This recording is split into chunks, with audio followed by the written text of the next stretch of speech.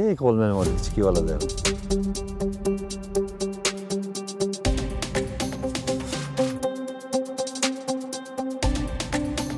Эмне өзгөрдү? Мисалы айыл чарба тармагы боорун жерден көтөрө албай ушунчалык кыйынчылыкты сезип атат деп атабыз да. Аткаруу бийликтин өзү кесипкөй болуш керек экен да.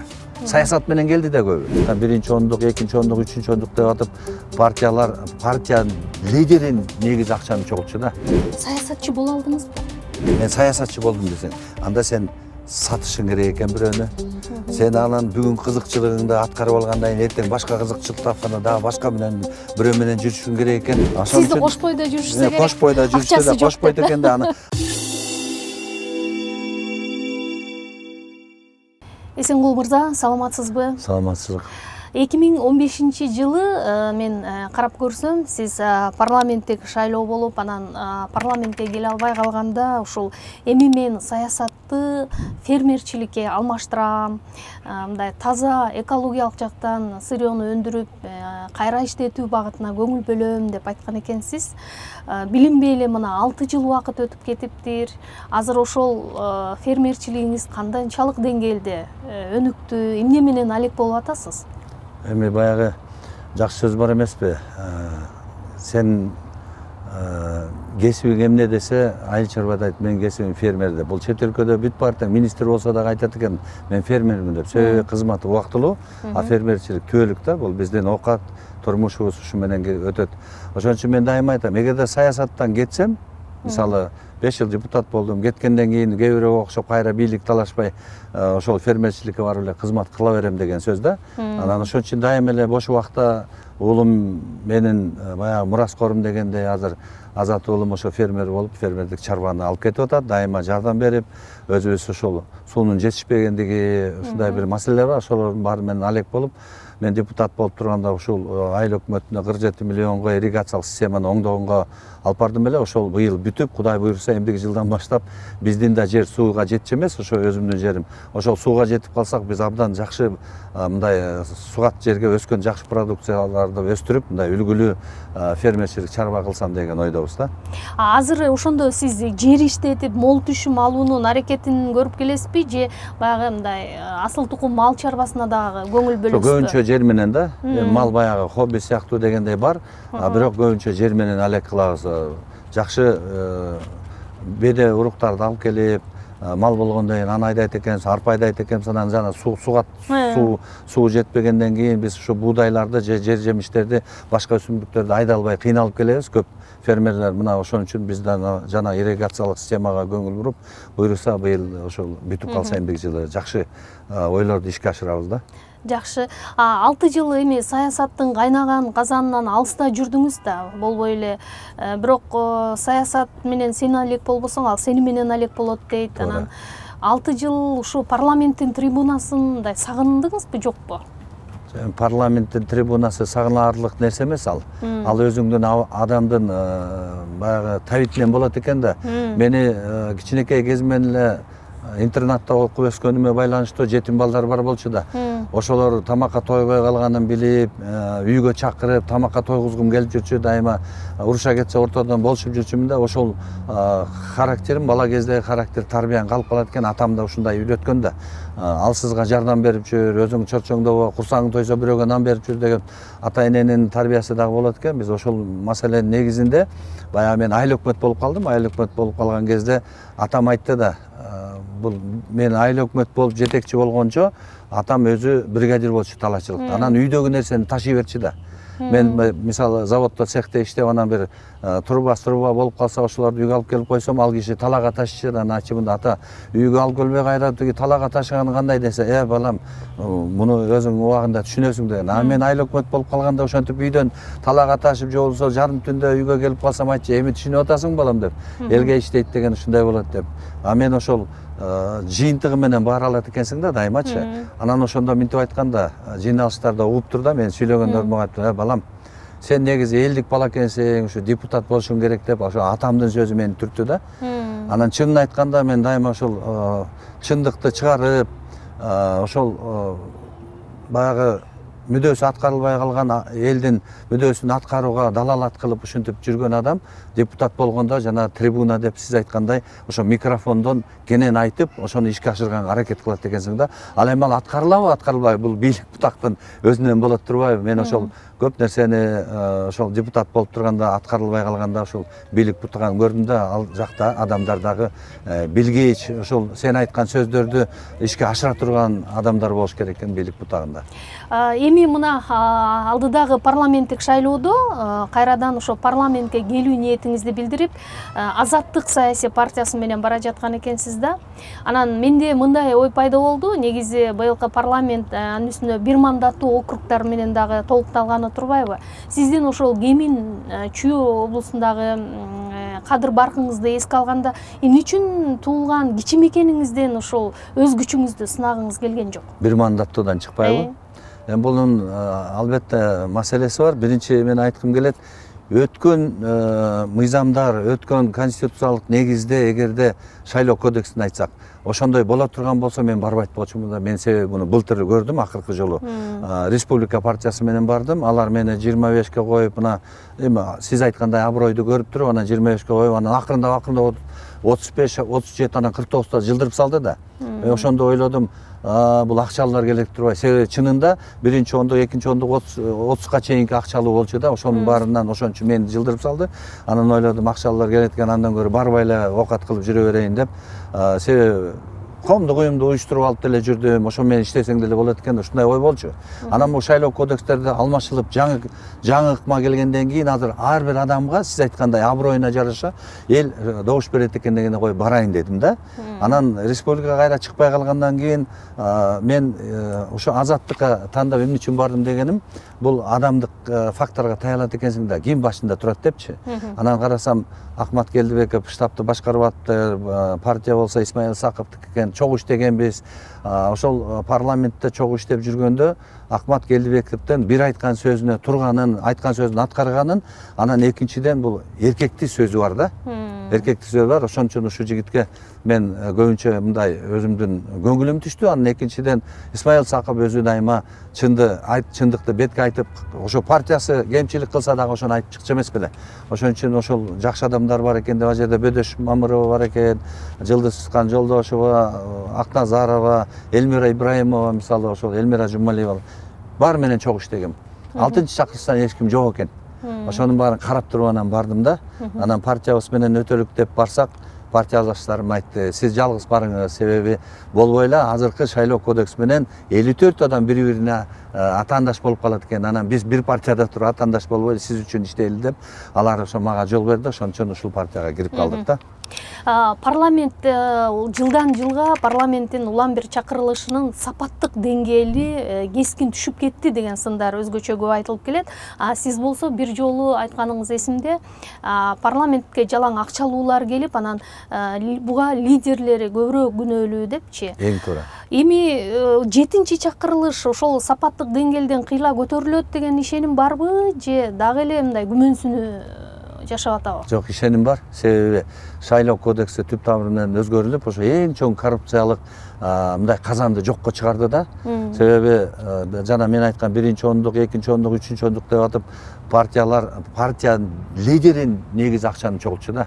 Миллиондогон акчалар түштү. Бирок ошо миллион долларды чачпай эле өздөрү байып калчу да. Анан жогорку кеңешке барганда ким күчтүү? Ошол фракциянын лидери күчтүү.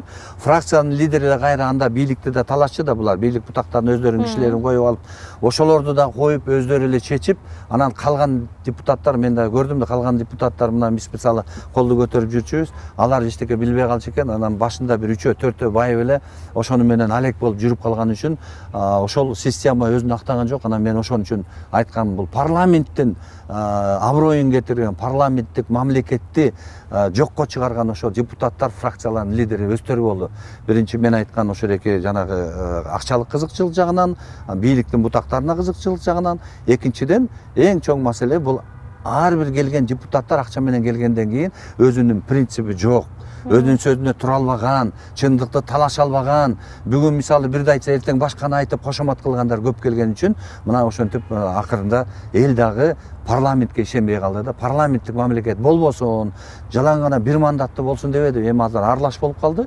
Бир мандат менен парламенттик мамлекет келет да. Бирок ошо барганда мен ойлойм, азыр лидерлер дагы жөнөкөй депутаттар менен бир тепкичте болуп калат. Керек болсо азыр ар бир адам өзүнө шайлоочуну тартып өзү шайланып келгенден кийин азыр лидер дагы сен деп айта албайт да, мындай кемчилик жагын айта албайт. Себеби тетиги 54 турганда эле балким эң көп голос алып келип калат да.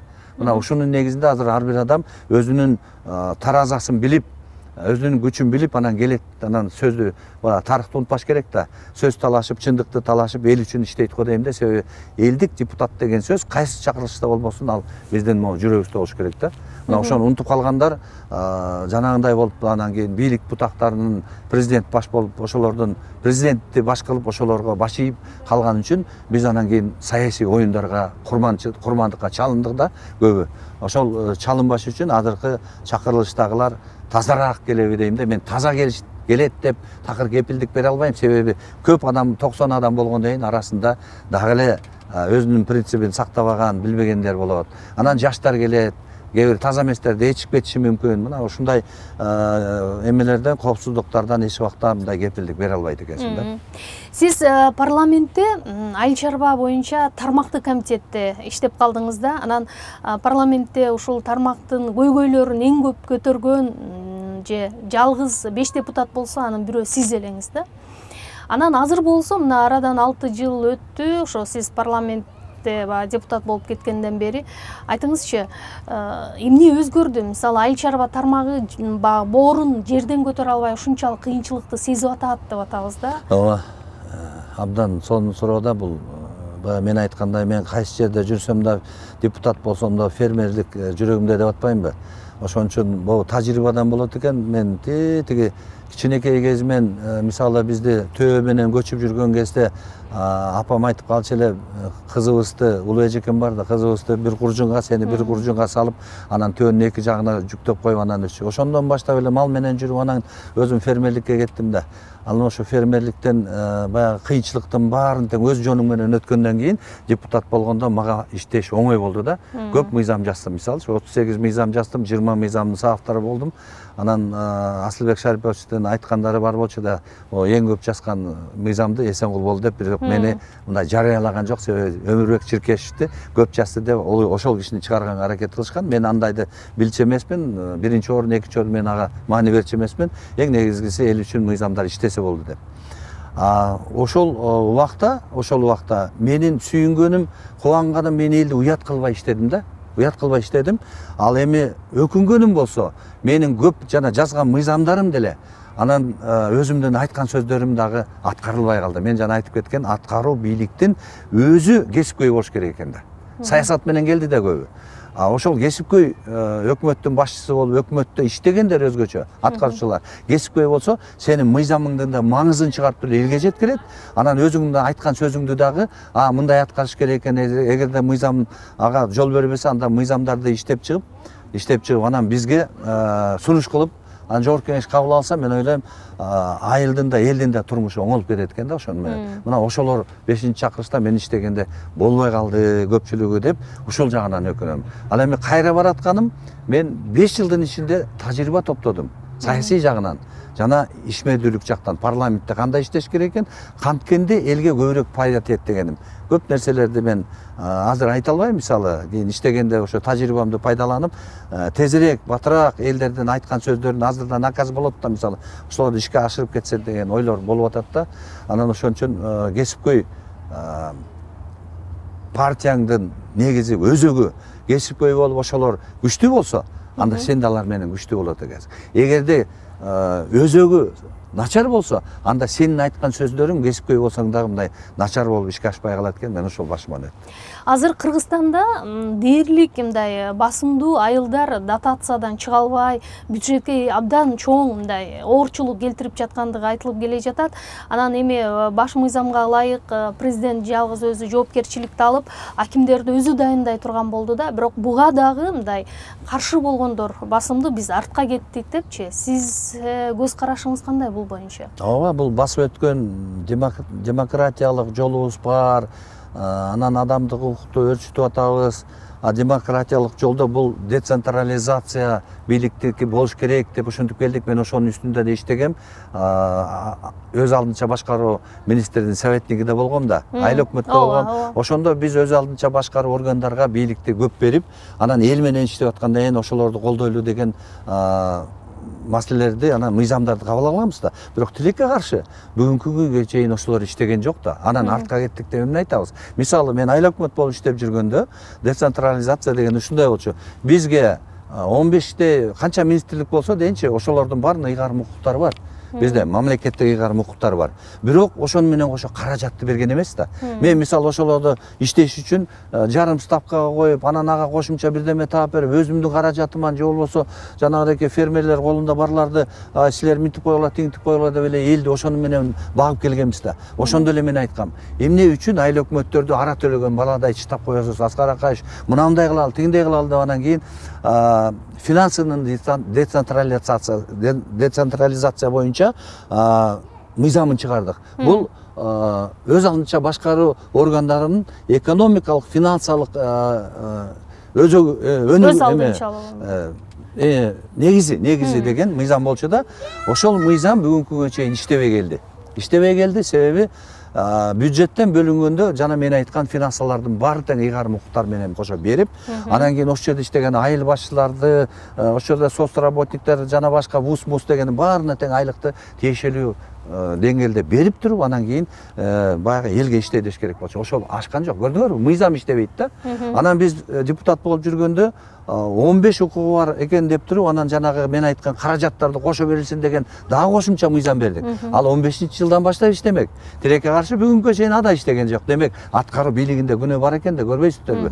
Анан мен жанагынтип артка кеттик деген жол адамдарга мен мындай айтат элем, биз артка кеткен жок, ордубузда эле турдук. Ошон үчүн азыр Конституция алмашып, президенттик башкаруу болду, бийликтин башкаруу системасы өзгөрүлгөндөн кийин, азыр президенттин колуна бийлик бергенден тышкары президенттин дагы жоопкерчилиги баары болду мойнуна. Ошон үчүн ал вертикаль структурасы болбосо, анда ал кантип жоопкерчилик мойнуна алат деген суроо бар да. Мына логикалык кыймыл ушу менен келип, анан конституцияга ылайык мыйзамдар чыгып, азыр акимди дагы президент шайлап, акимдер болсо ыйгарым өкүлү катары өздөрүнүн баягы өз алдынча башкаруу органдарын, айыл өкмөттөрдү шайлап, анан бийлик структурасы вертикаль болду. Эми эгерде тиги аким дагы жана өз алдынча башкаруу органдары начар иштесе, анан бийликтен алып алмаштырганга акылары бар, жана өздөрү ошон үчүн жооп берет.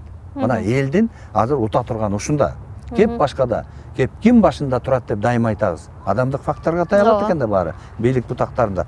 Демек, президент өзү бүгүнкү күндө ачык жүрөгү менен баарын айтып атканын мен көрүп, жөнөкөй адам катарычы мен төмөн жактан өсүп келдим да. Ошон үчүн төмөн жактагы бая өскөндөрүңдүн баары тең жүрөгүңөн кылдары чертилип турат экен да, эч убакта кетпейт да, эч убакта кетпейт. Ошон үчүн мен ошол жакшы айткан сөздөрдү мен дагы жүрөгүмө жылуу кабыл алып атам да, ошол аткарылса экен деген үмүттө жашап келатам. Демек, президенттин айткандарын анда мыйзамды аткаргыла деп атат. Президенттин өзү мен муну кылгыла деп коюп ал жөн эле айтпайт да, ал мыйзам чегинде айтат. Ошону аткара турган болсо, анда биз артка кетпей алдыга жылабыз. Ал эми демократиялын жанагы децентрализация кылуу жолу ал ушунун негизинде келиши мүмкүн. Акаев өзү президент болуп туруп эле ушуну айткан. Децентрализация кылгыла деп. Ал эми мунун өзү биринчи АТРде турат. Административдик территориалдык реформаны жүргүзүү. Биз 2003-жылдан ушуну жазганбыз. Төлөбай Эсенкулов Өмүралиевдин аты мен эч убакта өчүрбөйм. Аны дайыма айтып келем. Ошол адам ушуну баштаган. Ошол адам өз алдынча башкарууга чоң салымдарды кошту. Бирок ошол айткан сөздөр бүгүнкү чейин жылбай келет. Бирок керек турбай АТР азыр? Абдан керек. АТРди кылып туруп анан калган социалдык маселелерди ошондо чечиш керек да. Азыр айыл чарба тармагында реформа жасаш керек деп атабыз, бирок ошонун негизги мындай стратегиялык өзөгү бул бүгүнкү күндүн шартында алганда азык түлүк коопсуздугу эмеспи дегеним. Азыр мисалы дүйнөлүк рыноктогу тенденцияларды эске алганда Кыргызстан өзүнүн жолун кандай жасаш керек? Абдан туура маселе, бүгүн көйгөйлүү да маселе. Азык түлүк коопсуздук деп жана чырылдагандардын көпчүлүгүн мен колдобойм да. Эмне жагынан колдобойм? Мен колдойм, бизге тиешелүү өзүбүз өстүрүп, өзүбүздү камсыз кылып келген продукциялар бүгүнкү күндө сатылып алып келип калды. Бул бийликтин өзүнүн кемчилиги да. Ал эми биз азык түлүк коопсуздуктан эч убакта мындай жабыркабайбыз деп айтканым жеке менчикке өткөнүбүз. Убагында жеке менчиктердин баарын тең мына өтүп кетти, талап кетти, жердин баарын, ана малдын баарын дегендин баары тең бүгүнкү күндө көрүп атат. Жеке менчик болбосо, бүгүнкү күндө биз коопсуздукка, азык түлүк коопсуздукка такалып, ачарчылыкка келип калмакпыз. Мына ошон үчүн ал биринчи этап реформасы болгондон кийин экинчи этап реформасы бул биздин дыйкандарды жараткандан кийин ошолорго бүт кызмат кылып, мамлекет тарап, министрлик тарап командный метод бойдон жүрбөйбү бүгүнкү күндө? Жеке менчиктин баары тең өзүнчө болуп айыл чарба тарап кетсе дагы министрлик бар да. А министрлик бүгүнкү күндө ошол тейлөө кызматын кылыш керек, кыскача айтканда. Аларга шарт түзүп бериш керек, өстүргөнүн алып кетиш керек, жакшы тукум бериш керек, жакшы малдарды асыл тукум кылып бериш керек дегенде ушундай тейлөө кызматтын негизинде көп көлөмдө сапаттуу айыл чарба продукциясын алып туруп аны экспортко чыгарыш керек да. Мына ошол маселе бүгүнкү күндө турат. Демек биз 30 жылдын ичинде айыл чарбага көңүл бурбай калганыбыз дегенди билдирет. Ошон үчүн президенттин айткандарды бүгүн көңүл буруш керек деп. Президент айыл чарбаны билбейт, мисалчы. Мындай сыртынан билсе дагы, баарында көзү жетип турса дагы, анын механизмин кантип аткарыш керек экенин бул кесипкөйлөр билиш керек. Ошон үчүн ошолор бүгүнкү күндө кесипкөйлөр көбүнчө бийликке келип, ошолор иштеш керек деген менин оюм турат. Дагы эле кадр тандоодо ошол кесипкөйлөр келбей атканы билинип турат да.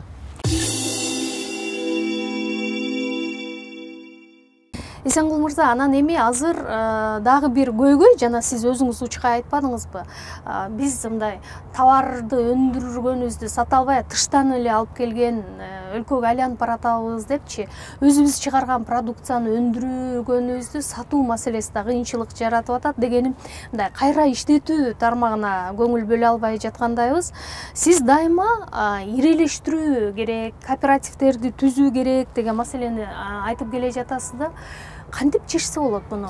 Бул 2005 жылдан баштап кооперация жөнүндө мыйзам чыккан да, ирелештирүү жөнүндө. Ошол мыйзам чыккандан баштап көп аракет кылдык. Мен айыл чарба министрлигинде 5 жыл иштеп калдым. Ошо Кыргызстанды бүт түрө кыдырып, ошону мыйзамды түшүндүргөнбүз, кооператив уюштургула деп, келечегин айтыпчы. Анан көп кооператив уюштурулганда, а бирок анын келечеги жок болуп калганда, бул мыйзамды колдоо болбой калган да.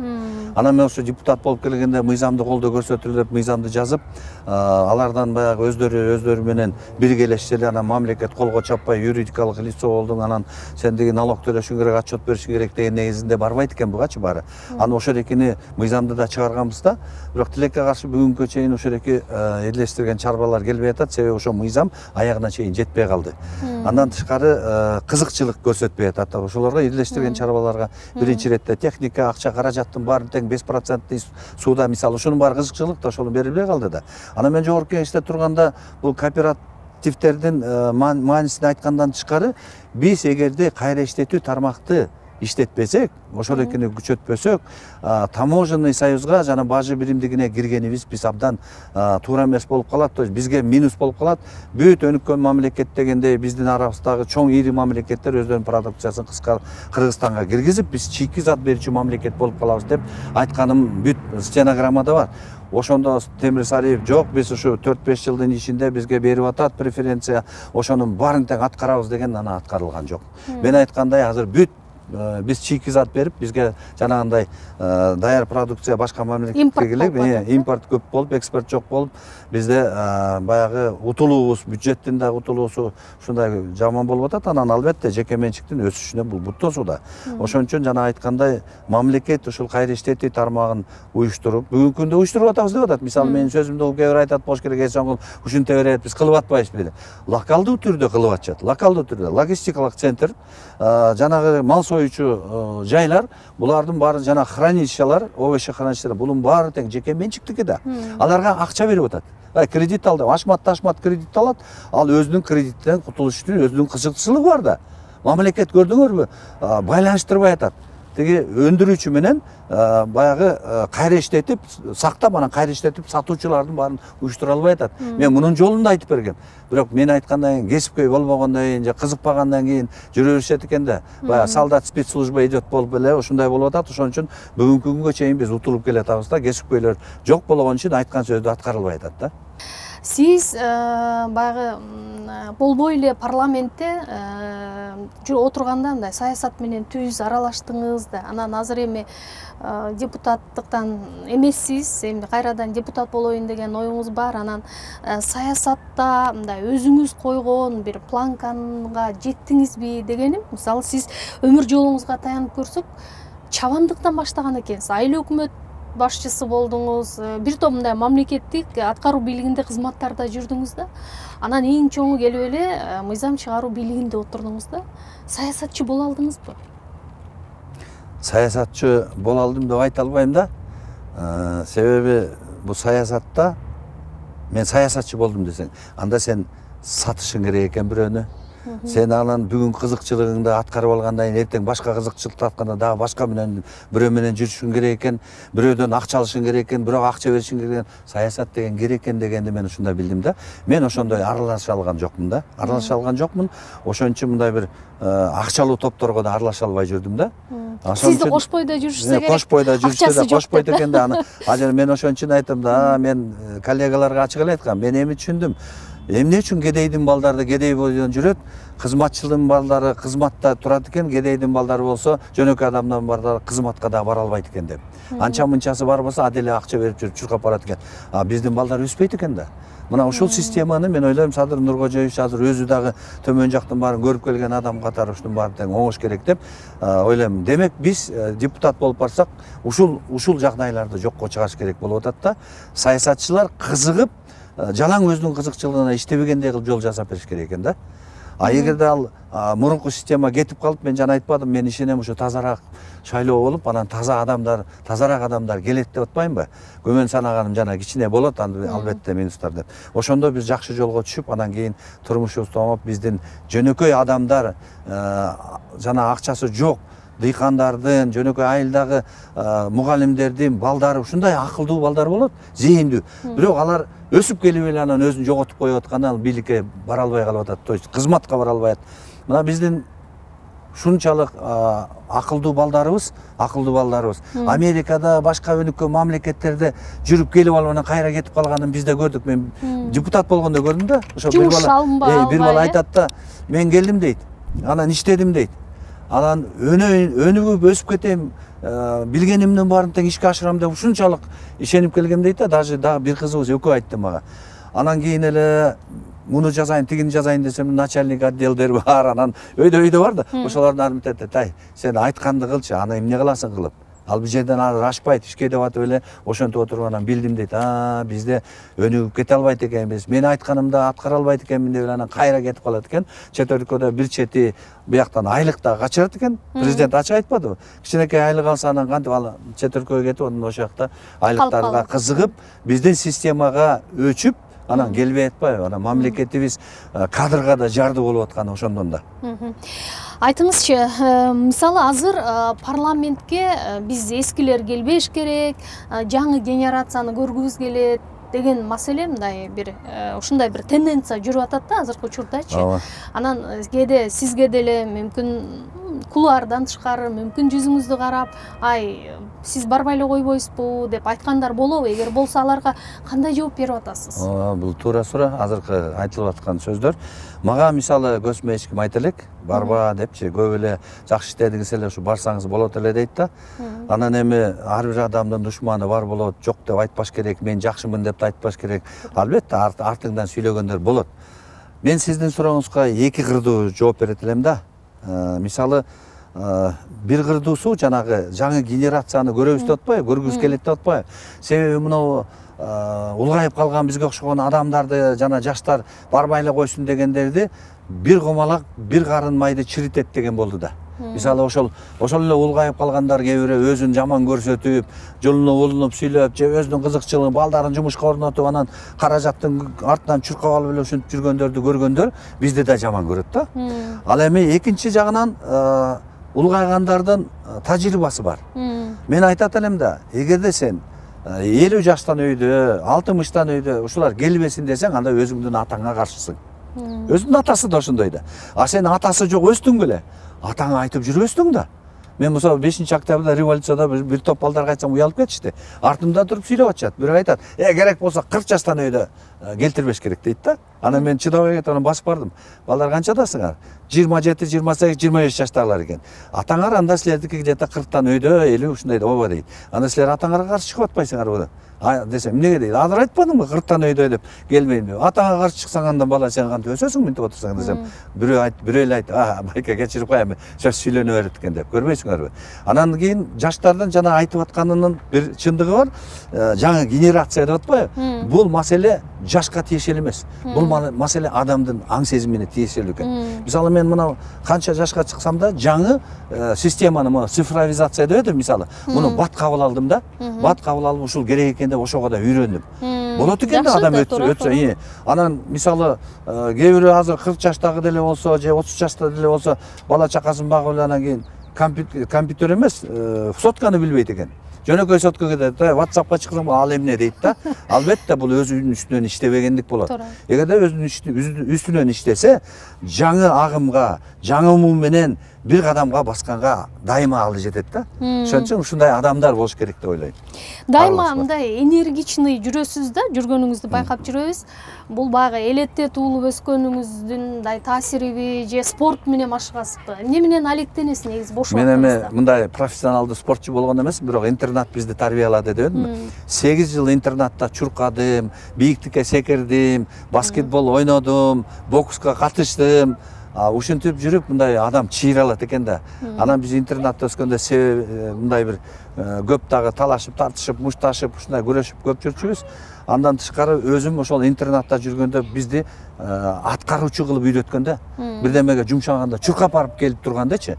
Мен ушул жашка чейин ошондоймун да. Анан балдарым кээ бирде өзүм балдарым жай тигини алып кел десең жай баса ушунчалык итатайым кызылып кетет. Чуркап бара коем. Ал туруп алгыча мен чуркап ала коем да. Анан ошон үчүн мына бийлик бутагында жүргөндө көрдүм да. Өкмөттө көбүнчөчү бизде деле жогорку кеңеште жүргөндө жаш балдар баягы кызматка келгенче шашып, келгенден кийин карасаң эле 1 жылга жетпей эле мынтип басып калышат деп эле. Анан таң каласың, таңдын ара көрө, эмтен ушинтсе кийин каяка барат деп. Адам өзүн чыйрак алып жүрсө, мен ойлойм бардык нерсеге жете алат.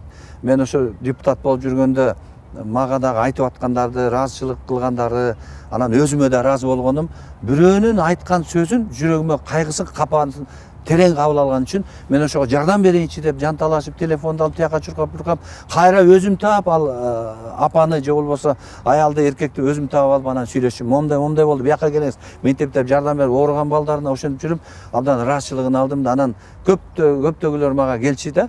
Анан баарын эле ичине кабыл ала берсең, убаракерчилик да кантип керем тигүү дейт. Анан мен айтам, каякта турасыз, биякта турасыз. Анда саат 12-де күтүп туруңуз, баланча же мен чыгам деп, алып барып кафеге алып барып чай пайын берип, ошол жерде анан сүйлөшүмүн. 5-6 болсун, 10 чактысын керек болсо үйүп алчы. Анан баарынын маселесин помощнигим отуруп жазып алчы дагы, ошону анан кийин аткара баштачымын да. Эгерде кабинетиме кирип калса, бир маселени айтып баштаган, бул баланча министрлик чечет турбайбы деп эле, ошол жерден трубканы алып туруп тапшырма берип турган, жөн эле берип койбой. Айткан сөздү көзөмөлдөш керек да, ошону баарын көзөмөлдөп ошентип жүрүп анан мен ойлойм, көп адамдарга жакшы мындай мамиле жасаган үчүн азыр жакшы сөз айтат да. Мен аялым айта берет да, эки жакка чыкканда, сени ит деле тааныйт, баары эле тааныйт деп. Мен ыраазымын дейм. Таанып кучактап ошону деп, анан мен тааныбайм да, анан уялам, сураганда сен ким элең деп. Ал анан айтат, сиз ушундай жардам бергенсиз, же болбосо жөн эле айтат. Жакшы иштегенсиз, биз ошон үчүн сыйлайбыз десе, мен анан бекер иштеген эмес экенмин деп өзүмдү мындай бир баар алам да. Мен бирөөдөн бирдеме алып, бирөөгө бирдеме мындай кошомат кылсам, мындай жаман сөз угат элем да, же болбосо жана бирөөлөргө окшоп отурат элем да. Анан ошон үчүн аялыма айтам, көрдүңбү, үйүңдө эчтеке жок болсо дагы биздин байлык тазалык. Анан эл менен бай болосуң. Мына жолуккан жерде кучактайт, жолуккан жерде жакшы сөз айтат деп. Ушундай нерселердин баары тең адамдын бир жогорку касиетине тиешелүү экен да. Ошо жогорку касиети жоктор, адамдык сапаты жок болот экен да, анан ошолор бийликке барганда бизди жөнөкөй адамдар чайнайт экен. Мисалы мен азыр жөн эле бир мисал айтайын. Бийликке тиешелүү да. Азыркы бийликке да тиешелүү. Себеби мен депутат болбой калгандан кийин бир топ каттарды жаздым. Өткөн мына 6 жылдын ичиндечи, мисалы спикерге да жаздым, ошонун ичинде Дастан бар болчу, өзүмдүн коллегам, Анан мен ойлойм да, жөн эле кабыл алат деп. Приемныйга жазылып койдум. Бир айттым, эки айттым, бир ай өттү, жок, кабыл алган жок. Анан кат жаздым. Мынандай маселе бар десем, үн жок, жооп жок. Жооп жок. Мына уреки парламент азыр жаңы кодекстерди кабыл алып атканда конституциялык кеңешмеде болдум да. Анан өзүм сунуштарым бар да. Мыйзамга мындай киргизгиле, мындай кылгыла, парламент мындай болуш керек, 90 депутат болсо да алар акча албай иштесен, силер ошого сунуш кылгыла. Элдин арасында жүрсөк жакшы экен. 150 легендар парламентти мисалы ошентип айтып жазсам, үн жок, сөз жок да. Жооп жок. Мыйзам 14 күнүн ичинде жооп бериш керек да. Мен ошондо бир интервьюда айттым. Мен бийлик бутактарына кат жазсам, көрүнүктүү адам, саясатчы, коомдук ишмер деп мен айтасыңар, мага жооп бербегенден кийин анда жөнөкөй адамдарды айтып эмне кылам? Демек бийликте тиешелүү адамдар отурбайт экен да, дейм да. Жок дегенде отписка жазып коюшпайбы? Деген ойдо болом да. Карабайсың, ушундай маселени азыр ошол президент өзү баардык бийлик бутагына жооп берем дегенден көзөмөлгө абдан тыкыр алыш керек да.